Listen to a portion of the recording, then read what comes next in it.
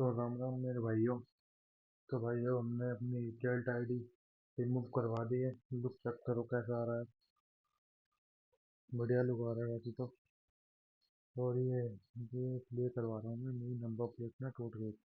देखो ये भाई ले रहा है, इसलिए मैंने आफ्टर मार्केट वाली टेल गाइडर लगवाई, दूसरे वाली छोटे वाली।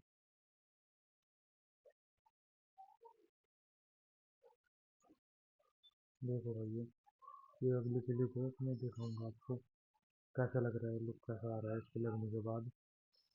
देखो भाइयों, साइड में भी बिल्कुल मस्त लग रही है, पहले वाली से बहुत अच्छी है।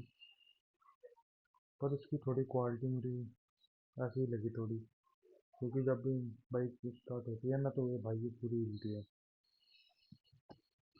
तो बस भाई आज के लिए इतना ही। तो भाई अगर आपको वीडियो अच्छी लगे तो सब्सक्राइब करना, लाइक करना। वैसे बढ़िया लग रही है भाई, नंबर प्लेट भी इस पे।